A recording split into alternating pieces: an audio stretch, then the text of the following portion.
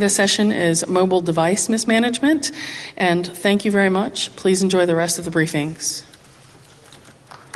Good job. Hello, everybody. Some quick introductions. My name is Chris Camajo. I'm Director of Assessment Services for NTT Com Security. Run our, kind of oversee the ethical hacking, offensive security penetration testing team, as well as our assessment, PCI, HIPAA compliance, all that sort of pen and paper assessment side of things as well. And this is Stephen Breen. Go for it. I'm Steve Breen. I'm with NTT Com Security, senior security consultant. So we do penetration tests on my team, and I did the technical work for this project. So a quick overview of what we're going to get into here. A little quick introduction, look at the MDM market, why all this matters, how we got started on some of the vulnerabilities we're going to be talking about today, going into some detail on what we found and what it means, and then what we can do about it, some of the solutions, getting around these vulnerabilities, making sure this sort of thing doesn't happen. So getting into the introduction here. One of the big themes that we're touching on here is this concept that everything increases the potential attack surface, even security software. If you're putting anything out there on your network, anything in your environment, anything could potentially have vulnerabilities in it. And so MDM software being part of that, that's kind of the basis of this talk.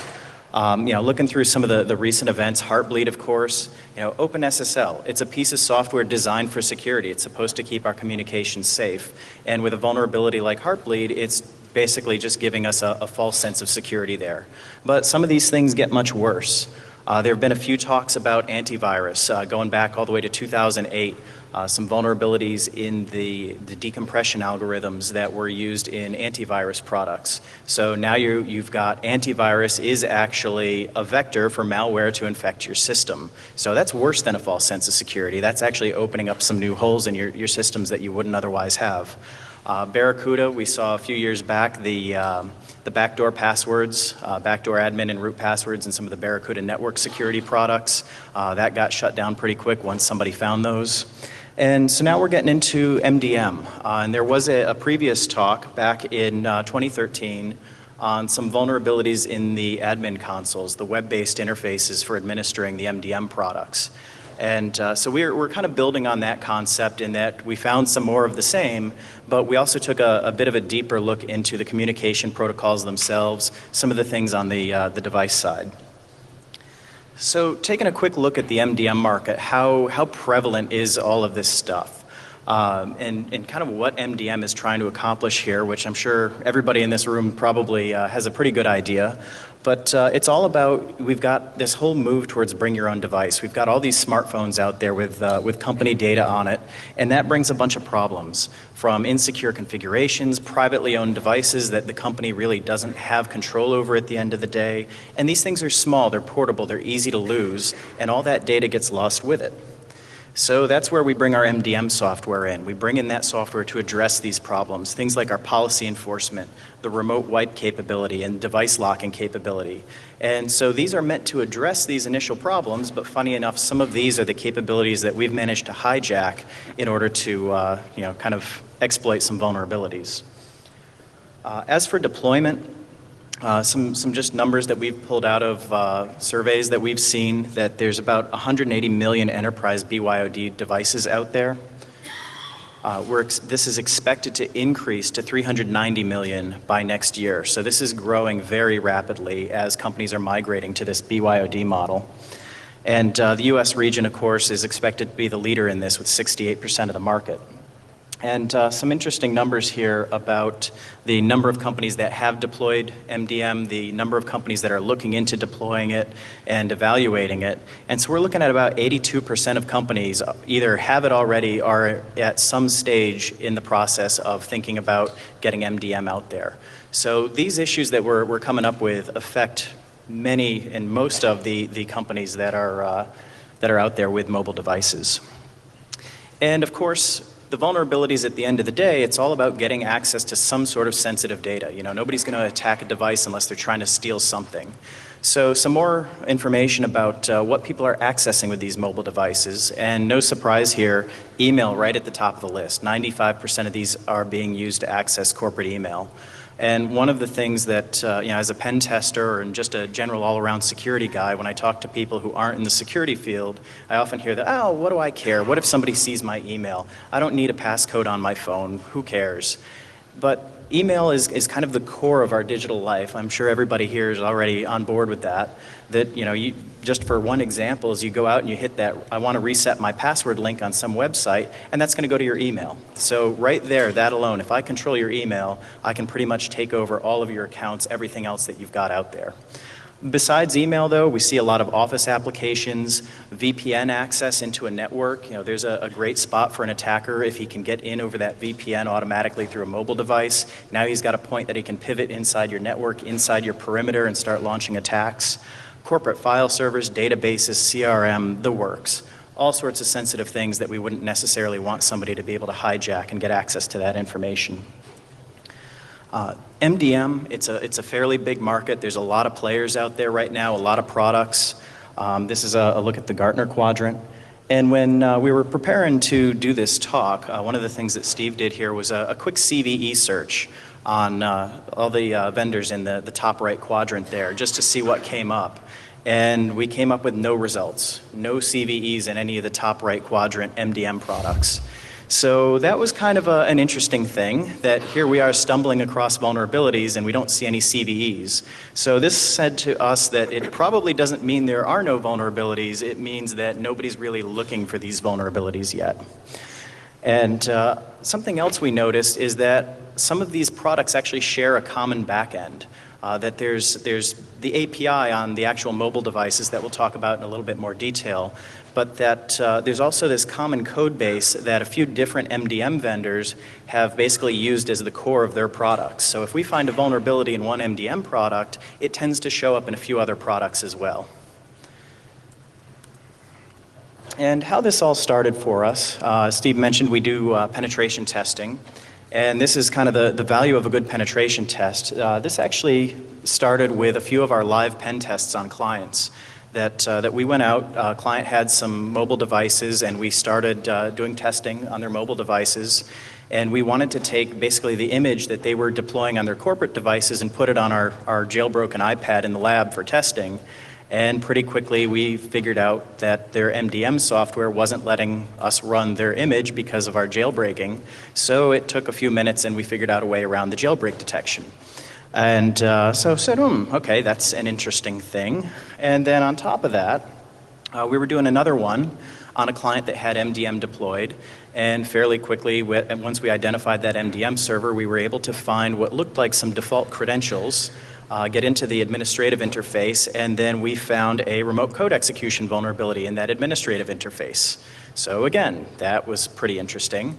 So at that point, we decided it was time to head back to the lab and take a deeper look at these products, take a deeper look at the communication protocols, and see what other sorts of things that we could find. And that's what we're here today to talk to you about. So a few other quick points. Just on the vendor side, and at this point I'll hand over to Steve, but these things are pretty hard to test. You had your experience with the getting some of the products here, and this might be part of the reason why we didn't see very many CVEs out there. Yeah, I think that's definitely part of the reason. It's not that they're hard to test in that it's technically difficult, it's just difficult to get your hands on this software. It's big corporate software. They don't want to give demos out to anyone. Most people don't have the ability to go poking around in their company's production environment without getting a slap on the wrist. And also, even if you do have that ability, there really isn't that much tooling or information available just out there for people to go ahead and test these things. Space? Okay. So with what we're about to present today, we've disclosed, so we worked with a few different vendors and we disclosed these findings to the vendors.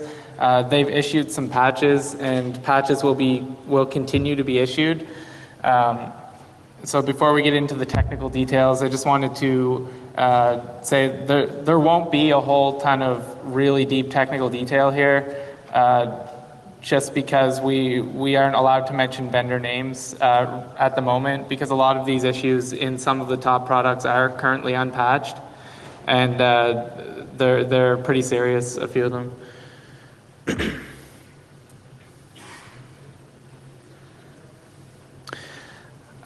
So for this particular project, we really had a strong focus on iOS MDM, and there was a reason for that. iOS uses a standard protocol for MDM. It's part of iOS itself. So all of the vendors have to implement this same protocol. And what we saw in the wild is that if one vendor was making a mistake, often that same mistake was made by some others. Android, on the other hand, does not do this. It's kind of like the Wild West of MDM, in that it's really up to vendors to implement their own communications protocols. It's totally up to them to do things however they want, and they just have a set of API calls that they can make that does all the MDM functionality on the back end. So on the second bullet point, iOS enforces an API for MDM. There's no way to do these MDM things except going through iOS's communication protocol. And it's really specified at a fairly detailed level by Apple how you have to go about this. And all of the code for MDM is actually part of iOS. So where we found a lot of these vulnerabilities isn't actually in Apple's protocol. It's actually in the server-side software that's developed by the vendors. It's not that Apple iOS MDM is inherently insecure. It's just that we found buggy code and lots of vulnerabilities in a few different products. And I've already talked about this. Android doesn't have that MDM API, and I'm gonna get into this a little bit more later on what this means to have a standard messaging set. So we'll move on. So with MDM, there's really two phases of like a part of the life cycle. You have enrollment, and then you have routine communication between the device and the server. So the enrollment process is the one, you have this device that doesn't have MDM installed on it, it's totally unmanaged, and then you go through some enrollment process, and now your device is managed by MDM. So we're going to talk about that enrollment process first, because we saw a few bugs slip in there. On iOS, there are three distinct phases for this enrollment process. You have authentication, where the user is actually authenticating to the MDM server, and the reason you want to do this is because MDM is protecting a lot of really sensitive data, like your domain credentials, WPA2 pre-shared keys for your enterprise network, just a whole bunch of different stuff like that, potentially VPN access. And then after the user has been authenticated, there's this certificate enrollment step where the MDM server and the device will exchange some certificates so they can communicate securely later in the process. And then once those certificates have been exchanged, the server will actually push a whole bunch of configuration and stuff down to the device. And that, if done correctly, it should use those certificates and do this in a secure way.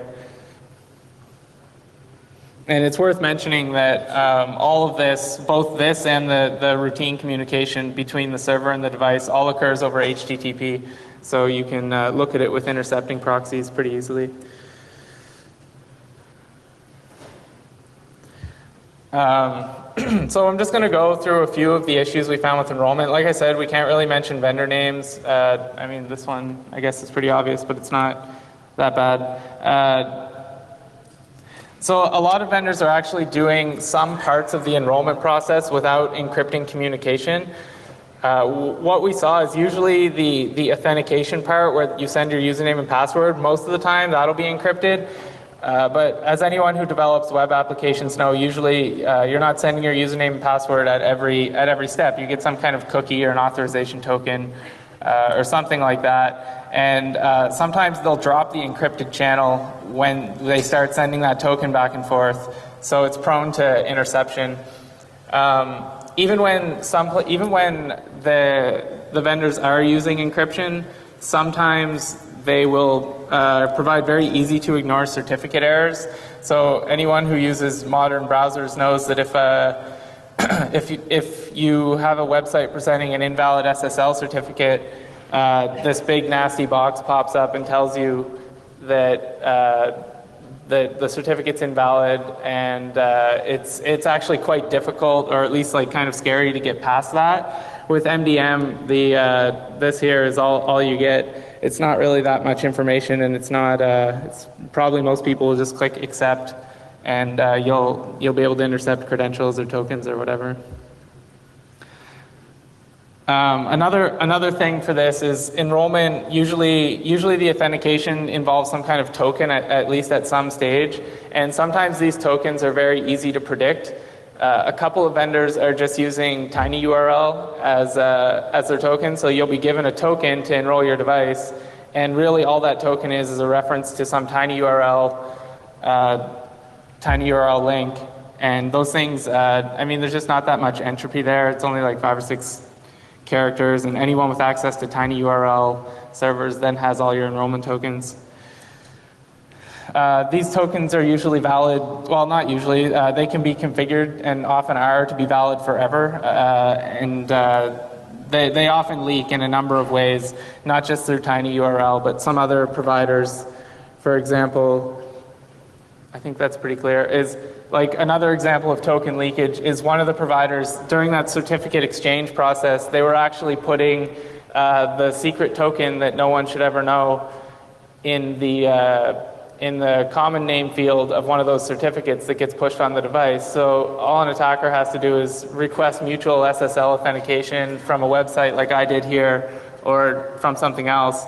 And I mean, it's easy enough. The device will just send away the certificate, and it has in the common name field this super secret token.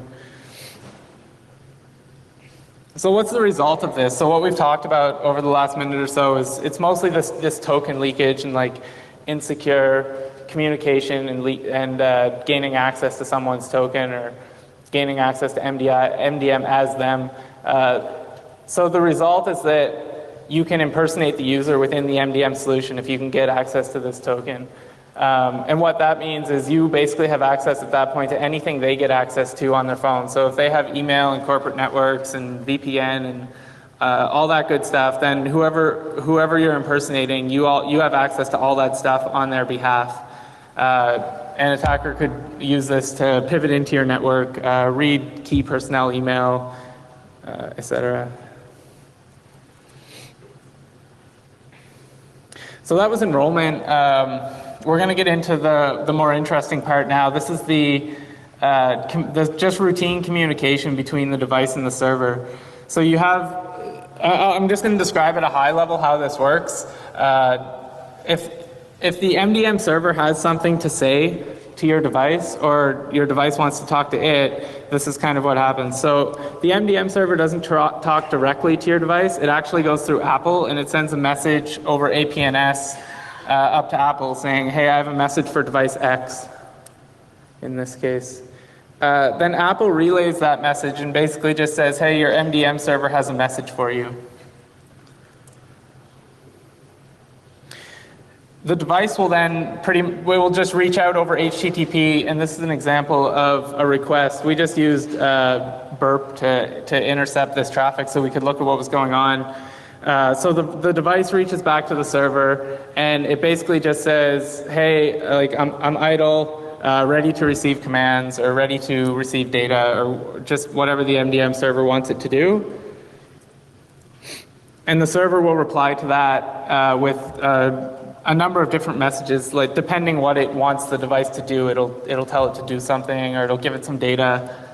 In this case, it was telling it to install a profile, and that's the payload. And the interesting thing about this particular payload and lots of other ones is the stuff inside that's just base64 encoded, or base64 encrypted, as some people like to call it. It's you can just decode that, and they're like plain text domain credentials, plain text WPA2 keys. So anyone who gets access to that, it's definitely not good.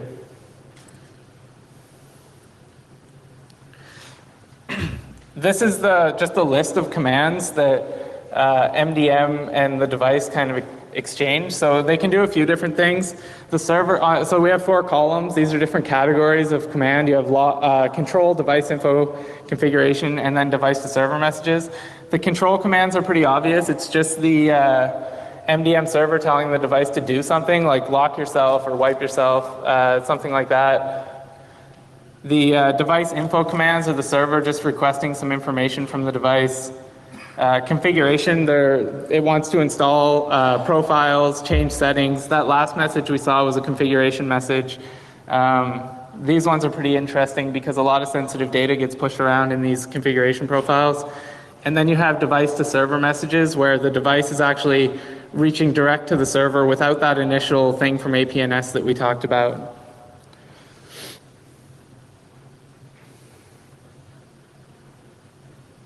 So we're going to talk briefly about some of the issues that we saw within these products and the way they're handling this protocol. Like I said, the protocol has potential to be implemented well, and it seems fairly secure, but some of the implementations definitely had some issues. So one thing is you see on the big blacked out thing at the top, that's the MDM signature, and what that is the device, during that enrollment process when they exchange keys, the device is going to use those keys to sign messages. So this is pretty much this up here is pretty much the authentication. This is what tells the server that, hey, I am this device, I've enrolled, and you can trust these messages, they're coming from me. A lot of products just totally neglect to use that header at all. So pretty much what you'll see is, imagine this message without this whole piece, it's all gone. And if you think about well, if that's not there, then what is authenticating a user? What is there in that message that is that's basically a secret? So that anyone can't just go sending messages on behalf of any device. Well, it turns out the cookies that you see in that message, those are totally ignored. They don't matter, you can just delete them. The only thing that matters is the device UDID, and that's pretty much just, that allows, if you know that, you can send messages to the MDM server on behalf of someone else's device. So those definitely shouldn't be considered secret. In the past, they've leaked by the millions. They're available to applications installed on the device. They're really not secrets. Like, someone can't change their UDID if they realize, oh no, someone got my UDID. Well, that's pretty much it for that device at that point.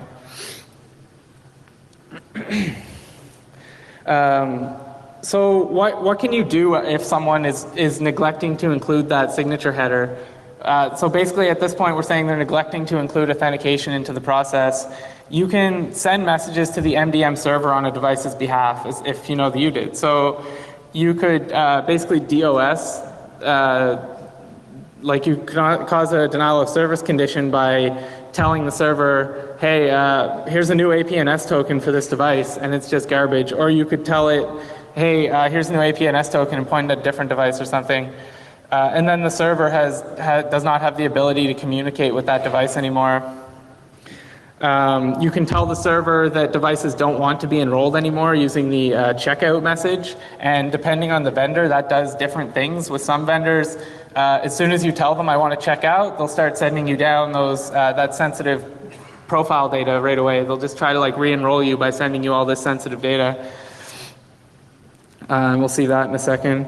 And another thing you can do is you may actually be able to trick the server into wiping someone's device by so the way you would do that is you send a message on behalf of their device to the server and you say, hey, my device is jailbroken, or something like that. Like, there are a whole bunch of settings you can send to the server, or a whole bunch of, like, when it requests information from you, you can reply with something that you think, like jailbroken, like something you think the company would disallow. And a lot of MDM, it depends on the configuration, but many configurations are set up so that if someone's device is jailbroken or has malware installed on it or something, the MDM server will actually wipe that device. So it's kind of a one-way thing. You can send messages to the server and it'll reply. And so you might be able to force a device wipe that way by kind of tricking the server into thinking that the device is out of compliance.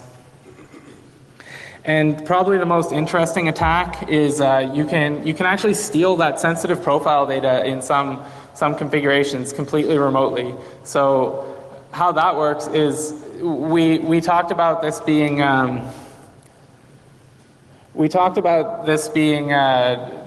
the device is initiating that communication process over to the server. So it's basically reaching out and saying, hey, I'm idle and I'm ready to receive commands, but anyone can send that message to the server. So if you, as the attacker, kind of sit there and spam the server saying, I'm idle and I'm ready, I'm idle, I'm idle, I'm idle, eventually the server is going to have something to say back to that device. And at the time, and when it finally does, you as the attacker are going to catch that response. Or like I said with that other message, the checkout message, you might even be able to influence this so you don't have to wait around all day for the server to send you that sensitive data. So you can actually, so if you can get that, if you can catch that, which isn't that hard, we created a POC to do it. You can actually just get like plain text domain credentials by base64 decoding that, the WPA2 keys for the network. It's not that hard. So a mitigation for that for people who aren't using that MDM signature header. So if they neglect to include authentication, there's still one thing in your way. This is sometimes in some configurations it's encrypted, and it should always be really, but if it's encrypted, then that kind of stops the attacker from just decoding it and getting that plain text data. But what we've seen actually is that very often that payload encryption is disabled in some products, and that would allow you to intercept all that data going back from the server to the device.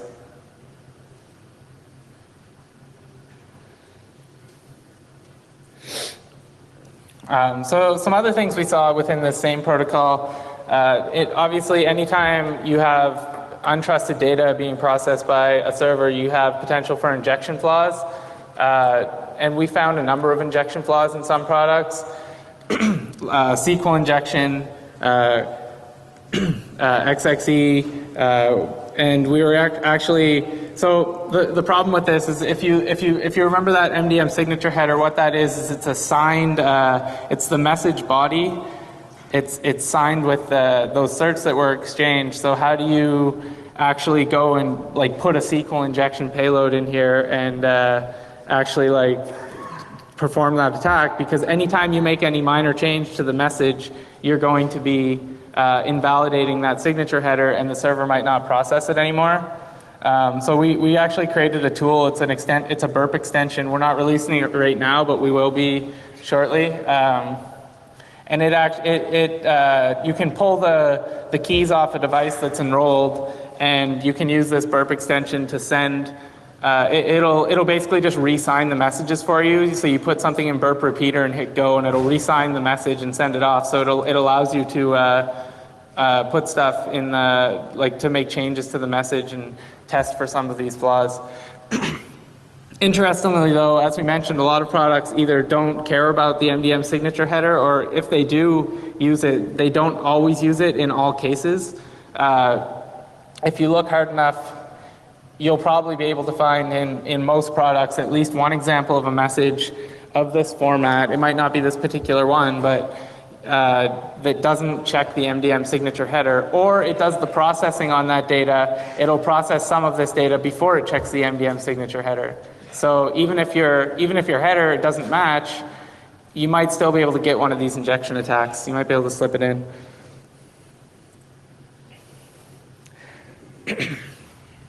And then there's flawed signature validation. So what we actually looked at some of the products that were using this MDM signature and validating it. They weren't always validating it properly. There are sometimes ways past it. So, for example, like horizontal privilege escalation vulnerabilities, where you have a set of keys. So you have a device enrolled with MDM. Well, what happens if you take here the UDID and you point that at someone else's device and send the message off? what's going to happen then? Does the product does it just check your signature and see, oh, this is a valid signature for one of my users, and then go ahead and run whatever logic it runs based on the UDID that you sent, even though you are not enrolled with that UDID, someone else is?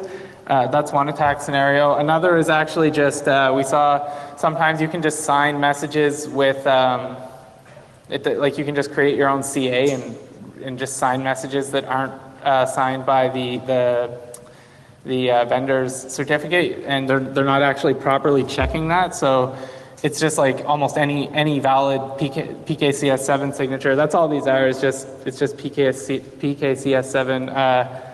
Just anything that's valid for the message body will slide through sometimes. And that's what we were talking about there. Like sometimes they won't link the keys to the user, so you have the keys and it's not actually linked up to a specific account, or they're not actually checking the CA that issued these. So a lot of these issues they're not specific to one vendor. It's, as you can see, this message here, this is just one example of one of those messages that we talked about in the previous slide.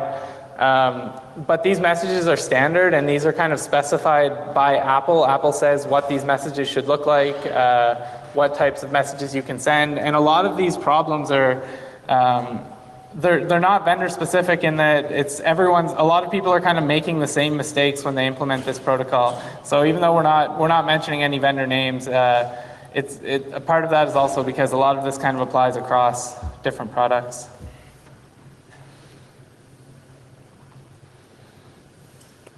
Did you want to take it from here? So getting a bit... Is this one back on yet? Testing? Can we... Nope. I don't think this one's on yet. You want to take mine? Yeah. No, I think you're good. Testing? Nope.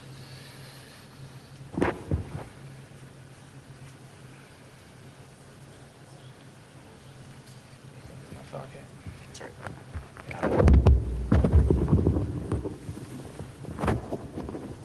All right, hopefully that's better.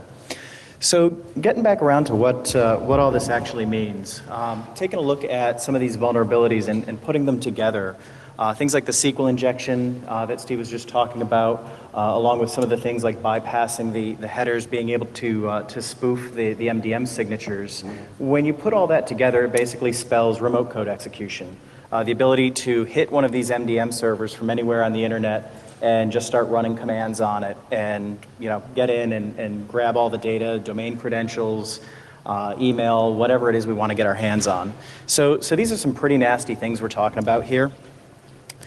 And trying to figure out a way around this, we put quite a bit of thought into if somebody's a user of an MDM product, what can they do to actually protect themselves from these sorts of threats? And unfortunately, the big answer is wait for the vendor to patch it. Did I just go offline again? I think I did. Is this one on it? Oh, there we go. So it's the kind of thing that you just kind of have to wait for the vendors to patch these. There's not really a whole lot that you can do on your own. We talked about things like, oh, well, what about just firewalling off the MDM server? And of course, that entirely breaks MDM, because in order for that thing to work, it needs to be accessible from anywhere on the internet. As we saw with the diagram of the regular routine communications, it's the mobile device that's establishing the inbound connection to the server to say, hey, do you have a message for me? And we have no idea where our mobile devices are going to be. It could be at somebody's home network, it could be at a Starbucks, it could be on Verizon's cellular network. So we can't rely on just firewalling these things off from the bad guys the way we normally do with the rest of our sensitive infrastructure that might have vulnerabilities in it. So we're stuck. We have to keep this vulnerable piece of software out on the internet, so we basically just have to rely on the vendors for patches. Just about the only kind of saving grace that we thought might work there is something like a web application firewall for some of the SQL injection, but that would be kind of rough, just trying to get a web app firewall set up to be compatible with all of the things that MDM needs to use, but it is something that might be worth going down. But that aside for today, really what it comes down to for somebody who's using MDM or any other security product out there, bringing this back around to this kind of original concept of everything increases the attack surface, is that you have to take a good hard look at what you've got out there and what you're deploying and why you're deploying it. Basically not deploying anything unless there's a good business reason to do so. And this isn't just security products, this is everything. Yeah, you shouldn't just go out and grab whatever whiz-bang thing that seems neat, throw it on the network, expose it to the internet, and wait for somebody to hack into it.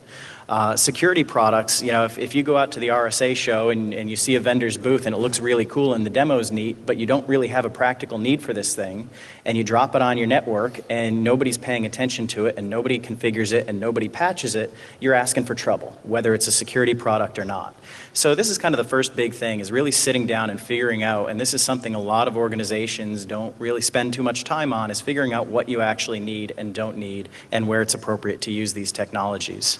You know, the big example on this with MDM that we're talking about here is, let's say an organization does not have MDM and somebody goes out and loses their mobile phone. Well, then the person who picks that phone up has access to that person's email and whatever other corporate resources that person had access to on the phone. Now, if we go throw a very vulnerable MDM server out there facing the internet and somebody hacks into that, they don't get one person's email, they get everyone's email, everyone's domain credentials, everyone's VPN access, everyone's corporate data, et cetera, et cetera, et cetera. So a vulnerable MDM server is more bad than a vulnerable mobile device without MDM, as long as this type of vulnerability exists. And we also get into due diligence. Finding these vulnerabilities was not very tough. We mentioned that we originally came up with this whole concept while doing a pen test on some client systems and just kind of stumbled across these as a way into their networks and onto their mobile devices. And just this morning, we were sitting around between breakfast and this talk, and the guys were actually testing one of the patches that a vendor released and stumbled across another zero-day vulnerability accidentally while trying to test one of the patches. So these things are not terribly difficult to find. This is the kind of thing that if you're an organization, you're thinking about deploying MDM, it would behoove you to get some of these products, set them up ahead of time in a controlled environment, in a lab, and maybe if you've got your own internal security team or if you have some penetration testers that you already work with, take a shot at these things and just see how hard they are to actually break into and see if there's any surprises there for you.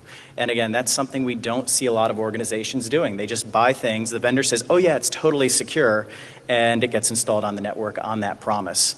So it's worth taking a second look at a lot of these things, and this isn't just MDM specific, of course. And of course, the proper care and feeding of these things. Once you get a product out on the network, you know, it's like Christmas when you get something new. You open up the box and you want to play with it and you install it and you configure it and everything's all set up. And then 2 or 3 years later, you realize that nobody's put security patches on it in 6 months to a year, and all these new features came out that nobody's really changed the configuration settings, and things might be more open than they need to be. And so it's the kind of thing that we definitely need to take a closer look at, making sure that once something's deployed, that we're doing the proper things to keep up on it. And also doing real pen testing. This kind of goes in line with the other one, that much broader than just a specific security product, but there's a lot of kind of pen tests out there that are really just vulnerability scans. Let's look for any known CVEs, and if there's none there, we'll say that you're good and nobody can hack into you. And that's not necessarily the case as we've demonstrated here, that we were able to, in very short order, go after one of our clients, find some zero-day vulnerabilities and break into the network, whereas somebody who's just looking for CVEs never would have stumbled across this stuff and wouldn't have broken into that network, and so they're certainly not safe. We know about the APT threats out there, some of the stuff that's coming from Eastern Europe, all the fraud going on. Those guys are definitely not just looking for CVEs, so we shouldn't be either. And then finally, just looking across the organization at risk, trying to figure out, this goes in hand with the first point, that if you're thinking about deploying MDM, why are you thinking about deploying it? What is on these mobile devices that's so worth protecting? And that can help guide your decisions as to whether or not it's worth putting one of these products out there, or whether you might be better off just saying, you know what? This piece of information is too important. Maybe we're just better off not letting people access this from a mobile device and move it somewhere else and avoid having these sorts of exposures to it. And again, something that we don't see a lot of organizations doing. We run into the flat network all too frequently, where it's just everybody has access to everything from everywhere, and once somebody pokes one tiny little hole in that network and gets access, whether it's through an MDM server or phishing a workstation or finding a mobile phone sitting in the backseat of a taxi cab, that's it, you're done, because they're inside the perimeter and there's no other security in there to slow them down. So we have to think about that as well, is looking at the data, figuring out what we should actually build a small fortress around and keep separate from everything else. And then on the vendor side, for the product vendors, of course, we've got some advice for them too, because they're the only ones who can really fix the root causes that are at the core of what we're talking about here today. The big one is software development lifecycle. You know, we're talking about SQL injection. It's 2014. Why are we talking about SQL injection?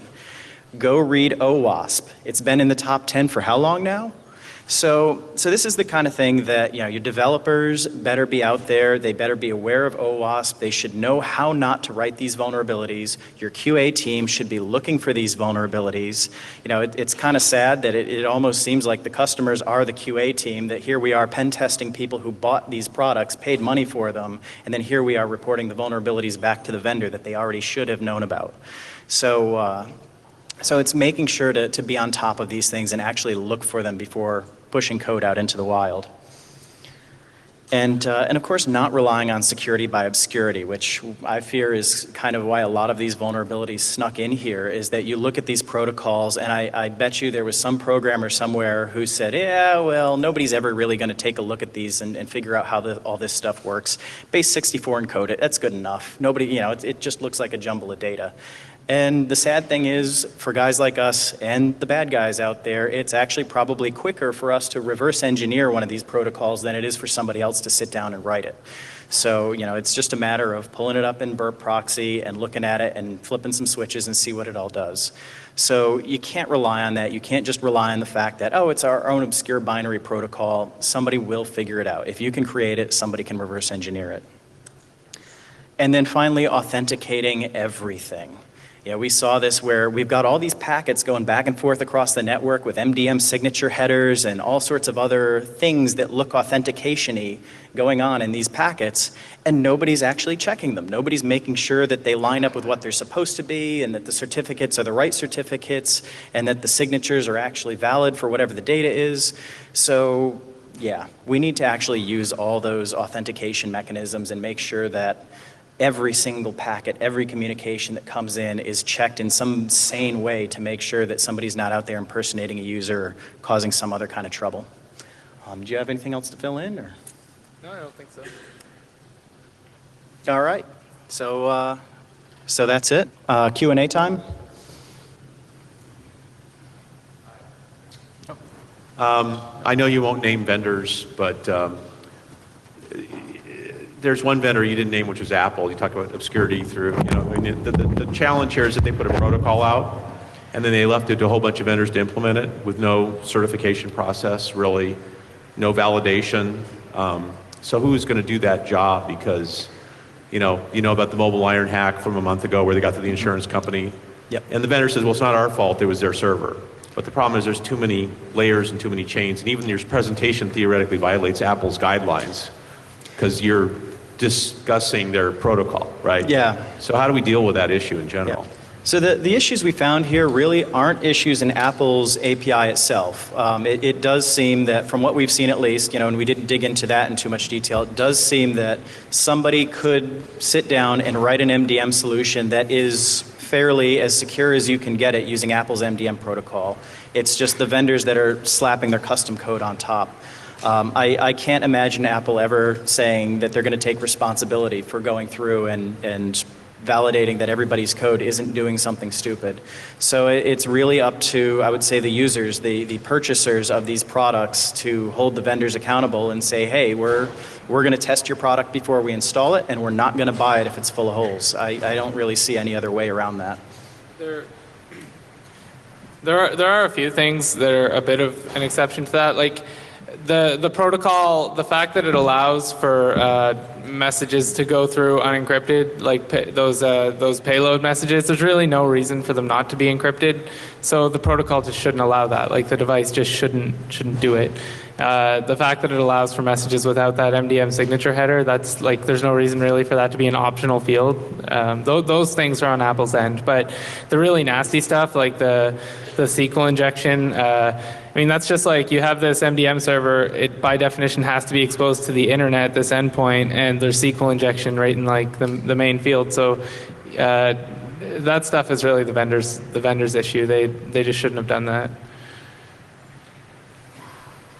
Did you guys see any differences between like cloud solutions versus on-prem solutions as far as attacks go?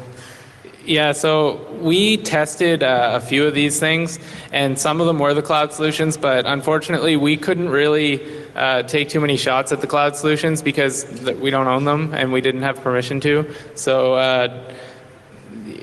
I mean, these issues obviously could very well be resident in the cloud solutions, but we didn't get to really to do it. So if you work for the cloud solution, you can go try this stuff.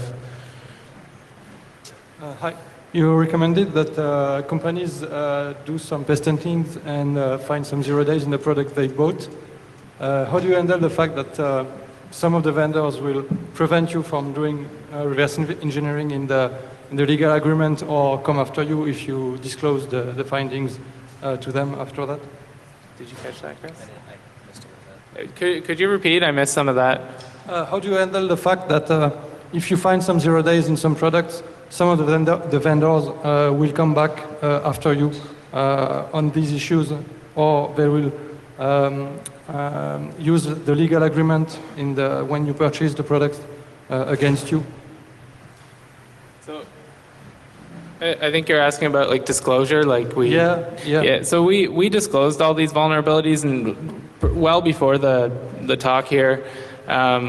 It's just been a really slow process back and forth with some of these vendors. Some of the vendors we would disclose the vulnerability, and they would issue a patch and say they fixed it, and then it wasn't actually fixed, or there were like 5 more instances of it somewhere else. So that's really why we didn't drop any vendor names here, because some vendors were definitely worse than others. Yeah, and the other thing on there is, this kind of comes back to the point about the difficulties we had in testing some of these products, that the vendors wouldn't give us demos. There's not just easy demo packages out there available to use. So as a purchaser of an MDM platform, it may be tough to go out and get the vendor to actually like give you something to test or have somebody run through, proof of concept. And that's something that again, really it just comes down to putting pressure on the sales guy who's trying to sell you an MDM product and say, hey, well, we're not going to buy anything unless we get to test it. So do you want to make a sale or not? And see what they say. Like some of the vendors we worked with, it was really, one particular vendor, it was extremely difficult to get a trial for their software, and it's almost like they were using that as a security measure, like, hey, no one can really test this because we don't give it away. But a few Google Docs, and you can probably find a zip file somewhere that has it in a backup. Like, it's definitely not a security measure.